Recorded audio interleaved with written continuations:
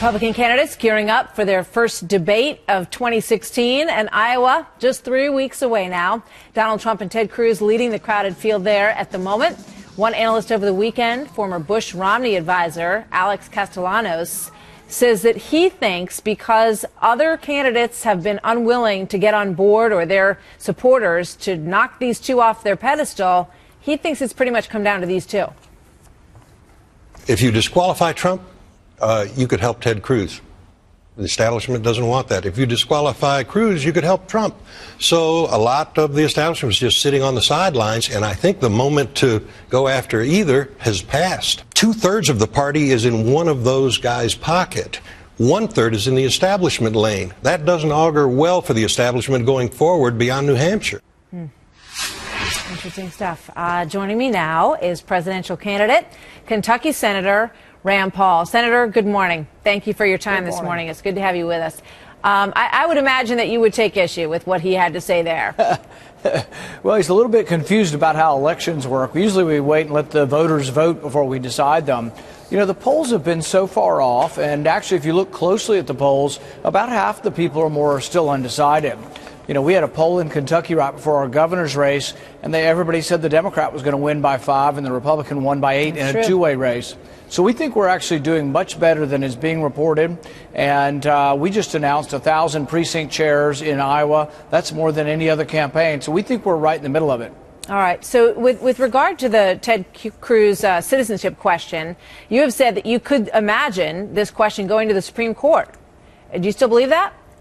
Well, Democrats have already threatened. There's one Democrat congressman who said he will file a lawsuit over this. And I think without question, everybody would accept that, Cruz is a natural-born Canadian, that he was naturally born there. The question is, can you be a natural-born Canadian and a natural-born American at the same time? Maybe, but I think the courts will have to decide it because it's never really been decided. Well, I mean, we just spoke to Judge Napolitano about it. He said it's not a question of where you were physically born. Your natural bornness, for lack of a better word, comes from your parent.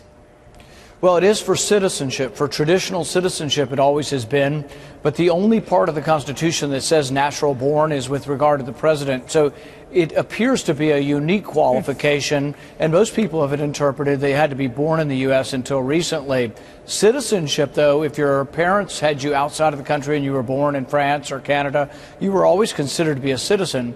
But it's a unique thing to be natural born, and I think the courts, the Democrats, are going to force it to be adjudicated. So I think eventually the Supreme Court will probably have to decide it. All right. So others say it's a closed question. It sounds like you and Donald Trump are on the same page when it comes to this issue, though.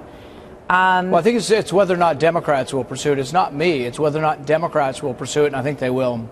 All right. We'll see. Let me talk to you about the debates that are coming up. You have said that you are not interested in participating in an undercard debate and that you're not sure why there is one. Do you plan to participate in the upcoming debates regardless of which one you fall into? Well, the good news is the last virtually every poll that's come out in the last 2 weeks, we've been in either 5th or 6th. In fact, CBS National, we were only 1 point out of 4th last week. So we've been coming up in the polls. So I don't think there's any question that we should and will be included in the first tier. But I don't think it's fair to people who might be excluded, Jeb Bush, Kasich, Fiorina. I don't think it's fair to any of them who have national campaigns not to be included. But when we look at the polls of the last 2 weeks, we've moved up and are either in 5th, 6th, or barely out of 4th place. So we think if they use the criteria and that they're fair about it, we can't see any reason why we wouldn't be included in the first tier. All right, but if you were not, because I looked at all the numbers this morning, and as you point out, you're sort of right on that cusp bubble. If you were not, would you participate in the other debate, the first debate of the evening? We won't allow the media or the party to exclude us from being in the first tier because we've raised nearly $25 million. We have 1,000 precinct chairs in Iowa, and it'd be an artificial designation that just isn't helpful, and it really isn't fair for the media to have so much power.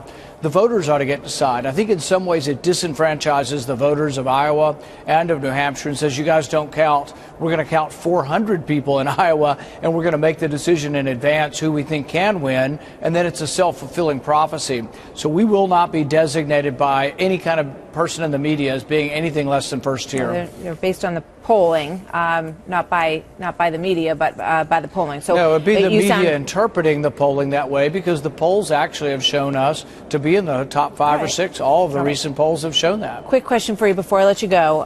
Something you care very much about, and that is the vote on auditing the Fed. Can you tell us where that stands and how you expect it to come out? You know, I've waited for 5 years to get this vote, and I think we're going to get the vote tomorrow afternoon. And this is to audit the Fed, to shed some light and transparency on the Federal Reserve.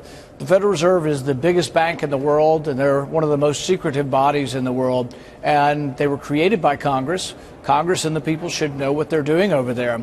It passed in the House overwhelmingly, almost every Republican and 100 Democrats. Overwhelming bipartisan support for it. I'm hoping tomorrow some Democrats will come forward and say, you know what, we do believe in shedding light on the big banks, and the best way is to shed light on the biggest bank of them all, the Federal Reserve. Big issue, transparency, extremely important in that venue. Thomas Jefferson certainly thought so, and so do you. Senator Paul, thank you very much for being here today. Good to have you.